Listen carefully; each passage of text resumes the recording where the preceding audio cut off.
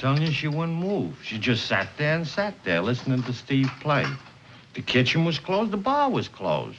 But she sat there, nursing her last drink. Then she got hungry. She waved us $100 bill at me and told me to go out and get her some sandwiches. And when I came back, there she was, crumpled up like a rag doll. Her face was turning blue. You know, I'm not used to my customers' faces should turn blue. Hello, Pete. Max. What are you doing here? Just dropped in. Sure. Now, Mr. Ware, exactly what did you hear? Not much. I was playing. Max went out for the sandwiches. A short time later, I heard somebody come in. A man. How did you know?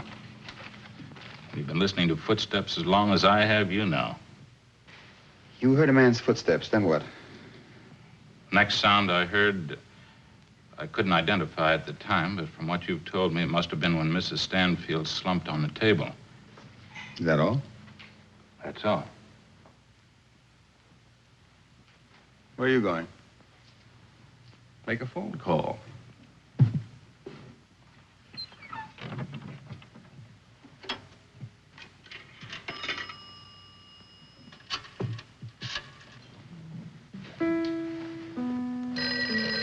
I'll get it, Barney. Okay, Edie.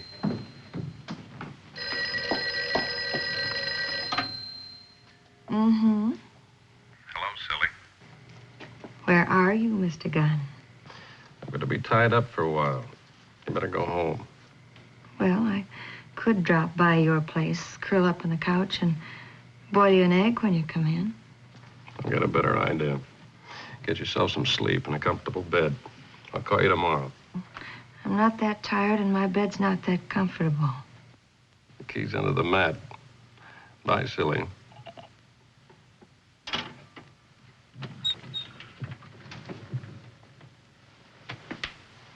Who was Mrs. Stanfield? Mrs. Laura Hope Stanfield. That's an expensive corpse. You don't know why anybody would want to kill her, do you, Pete? No? You want to tell me why you're here? No? See you around. Sure. Everything happens to me, huh, Pete? It'll double your business, Max. Yeah? Might at that. Been a long time. 2 years. Yeah, this thing hits the newspapers, there'll be a line all around the block. I resent that, Max. Oh, no offense, Steve. You've been doing my business good, but you've been out of touch for a while. And a little publicity never hurt nobody. Hey, you gonna hang around? Yeah. Well, I'm gonna knock off. You wanna close up for me? Sure. All right, the lock's all set. Just shut the door. Right. Night, Max. Night. How's Europe? Swings. What's on your mind?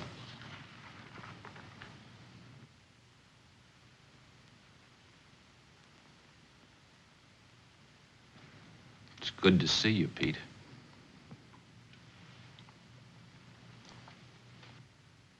When did this happen? Antwerp. Doctors didn't give it much chance, but they'd been having a lot of luck with corneal transplants. Oh, man, what a revelation. Then I realized my whole reputation, my whole life, the public's acceptance of me was as Stephen Ware, blind pianist. You saw the killer. Yeah. I turned around and looked right at him. Talk about panic. I thought sure he could tell. I should tell Jacoby. I just told you. Look, Steve, there's a killer running around loose. I'll pay you whatever you want. You find him. Steve. Except for the doctors, you're the one person in the whole world who knows I'm not blind. You're being ridiculous. Am I? You're established. It's not going to make any difference to your career whether you can see or not. You're wrong. Even if there was the slightest possibility you're right, it's too big a gamble. This makes you an accessory after the fact. If you don't find him in 24 hours, I'll go to the police. What did he look like? He was tall, dark hair, good looking, maybe 35, 38. Dark suit, top coat, wore a white scarf. That's what he strangled her with. Looked like he had a knot in it. What about Mrs. Stanfield? Did she say or do anything important? She mentioned that she'd been at Wilbur's place earlier, before she came here.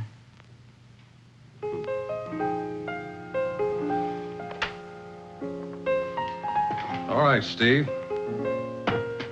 24 hours. Thanks, Pete. Don't thank me. When you get a look at my bill, you'll wish you never had that operation.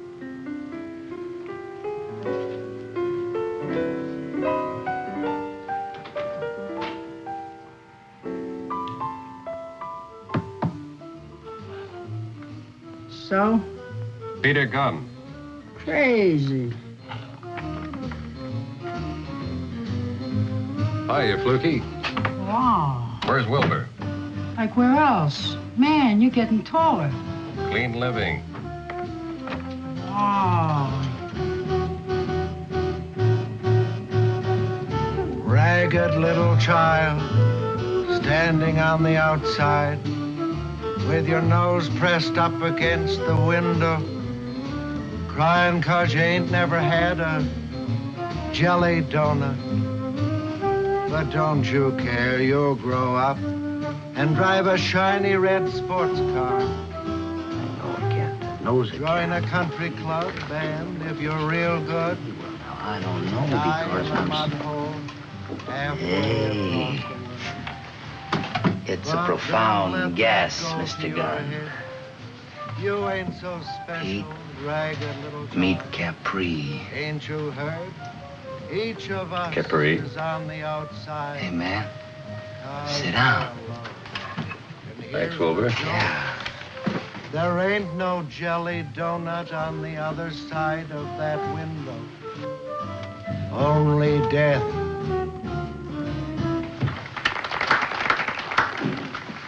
Man, dig all those rapt faces. Makes you wonder whatever happened to the good old iambic pentameter. Oh, man, like that's strictly for squares. I mean, like today's poets are free from all those rigid rules and restrictions. Like, man, they don't even know what he's saying, but you know, like they make the scene. Now, you take art.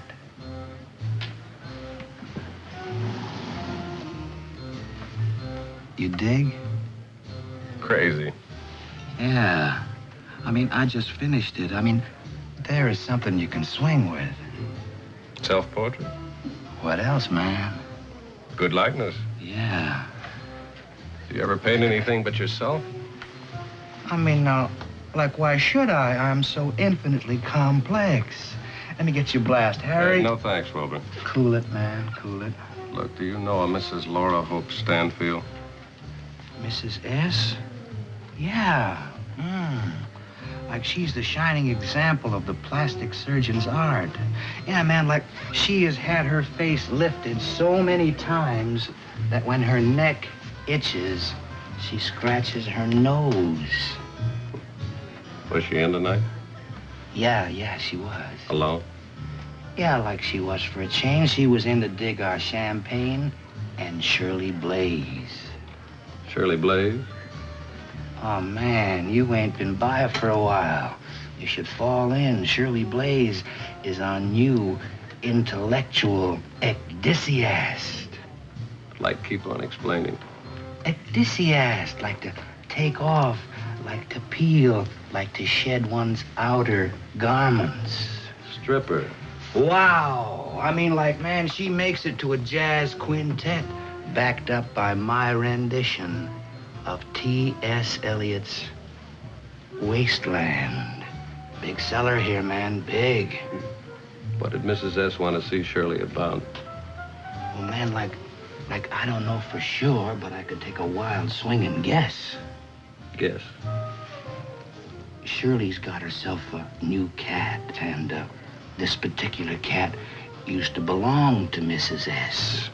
Who is he? Well, now, man, like, I don't know his name. You know, he's only been in like a few times, but he's a tall cat, dark hair.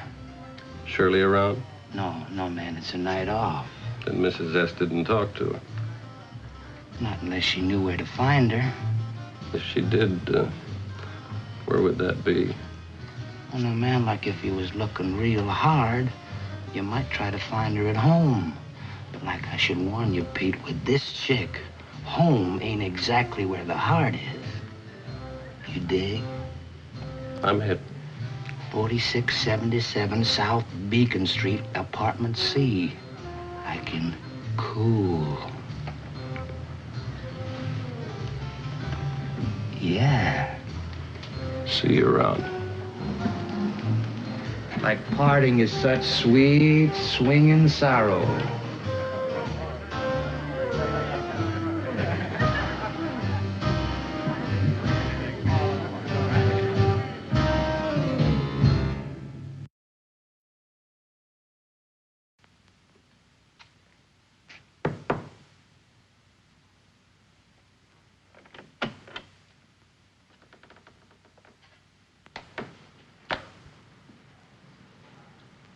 Come in.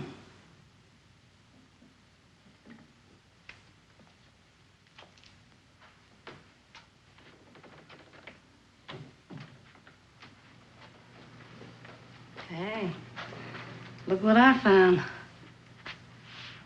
You need a doll? Yeah. What's your name, doll? Gunn. That's right. You know him? Intimately. Oh. Cop?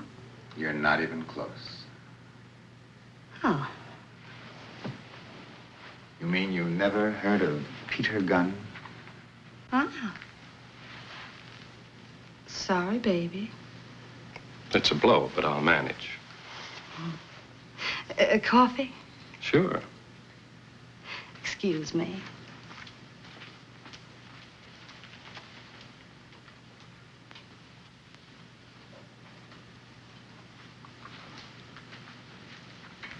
She's an old friend.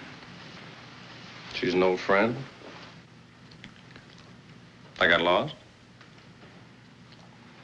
I was looking for you. Oh. Thank you, dear. Am I interrupting something? You think you could find something to do for a couple of minutes? Sure. But don't go, huh? Mm-hmm.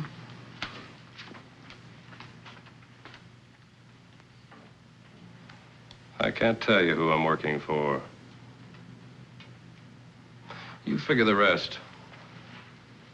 I'm after the same thing you are. Why? I'm getting paid. Yeah. You know, sometimes you act just like a cop. You know, sometimes I find it very hard to act any other way. You don't know any more than I do, or you wouldn't be here. Our girlfriend has a boyfriend. Guy Beckett. I didn't know that much. You don't want to tell me why you're mixed up in this. Nope, not yet. This guy Beckett, tall, dark hair. Yeah. Our hostess swears he was with her at the time of the killing until a half hour ago. That's too bad. Mrs. Stanfield had some other boyfriend. I want to check him out. Enjoy the coffee.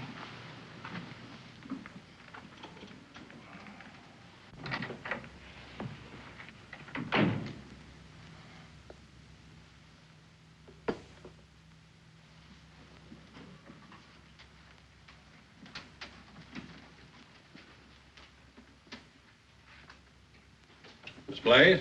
Oh, don't open the door. Okay, you can come in now.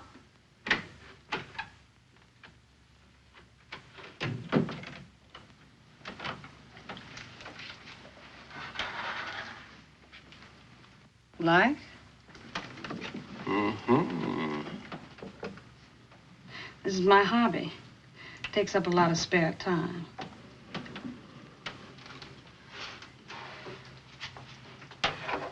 What do you do with your spare time, Mr. Gunn? Depends. It's very good. Who took it? Guy. Guy Beckett. Uh-huh. He's just an amateur, but he does pretty well. He missed tonight. Tonight? When he killed Mrs. Stanfield. Didn't the lieutenant tell you? Guy didn't kill Mrs. Stanfield. He was with me. Cross my heart. There was a witness. Really? Guy wore a dark suit and a top coat. Strangled her with a scarf. Put a knot in it so it wouldn't slip. Just walked up behind her and choked her to death. By the way, it was a white scarf. Whoever your witness is, I'm afraid he identified the wrong man. Not this witness, dear. He's the most reliable fellow I know. Just who are you, Mr. Gunn? A very reliable fellow, Miss Blaze. If you want to get in touch with me, I'm in the book.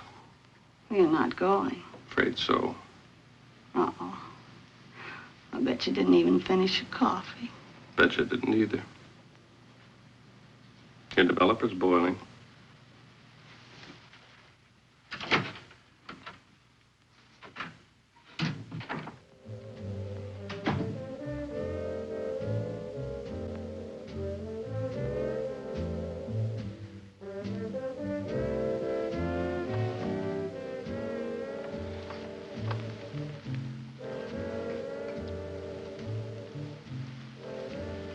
Stink. Thanks. Smell like a perfume factory. Cheap one. I hadn't noticed. Who was she? Some gal that runs around with a killer by the name of Beckett. What else does she do? Develops pictures. In her spare time. That all she develops? Jealous? Go boil your own eggs.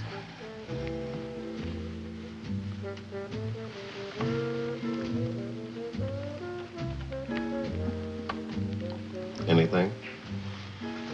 Look, Let's count them. what time is it? Time for you to go home. I hope you're kidding. Not in the least. You'll just be in the way. Well, you picked what I... It's a man. Sure. He's probably got a gun. So what? Probably try and kill me. Be a little less confusing if you were home in bed. You're just gonna stay here. Mm-hmm. Well, I might boil myself an egg or two while I'm waiting. Oh, that's very funny. Come on, silly. Anybody ever tell you you're a real nut? Sure. You tell me. You're a real... nut. So am I. Good night.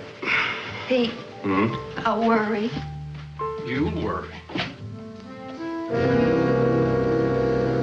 Well, apparently I wasn't expected. The lady was just leaving. Without an introduction? Whatever we may have to discuss doesn't concern her. Now, I put it to you, Mr. Gunn. I walk in here and I find you with a very nervous young lady. Well, under the circumstances, do you think I should let her go? You have no choice.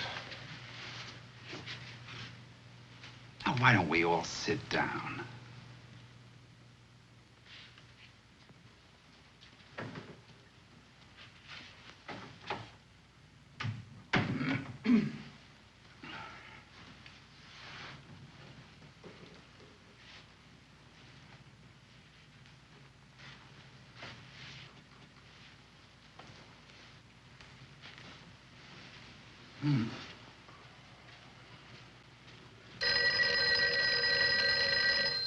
Let it ring.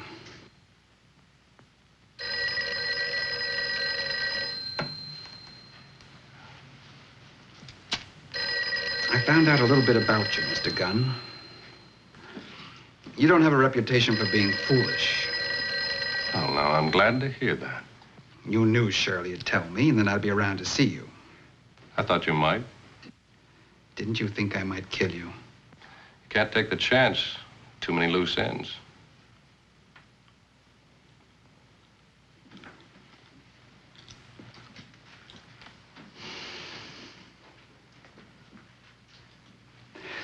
You couldn't have seen me. Then who did?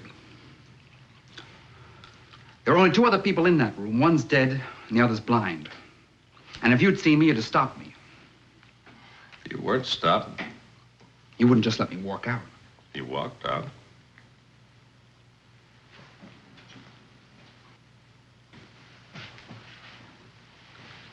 Why didn't you go to the police? That's a good question. There could only be one reason. Blackmail. You'd like a share of the 100,000. That's an interesting theory. Obviously, you had some connection with Laura Stanfield. She probably hired you to protect her interests. $100,000 is a lot of money. Regardless of what she told you, it was only a loan. Give Mrs. Stanfield back the $100,000 or she goes to the police. But how did you see me? You figure it out.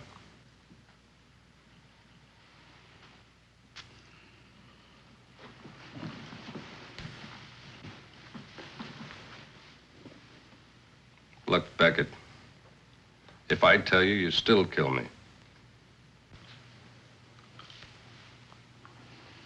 All right. Get up. Let's go. Any place special? I've got my car downstairs.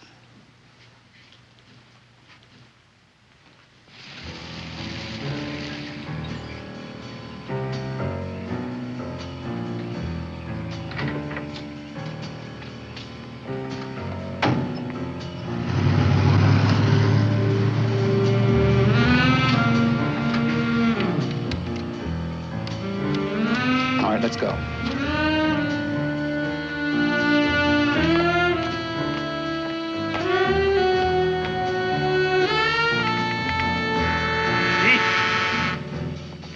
That's the man who killed Mrs. Stanfield.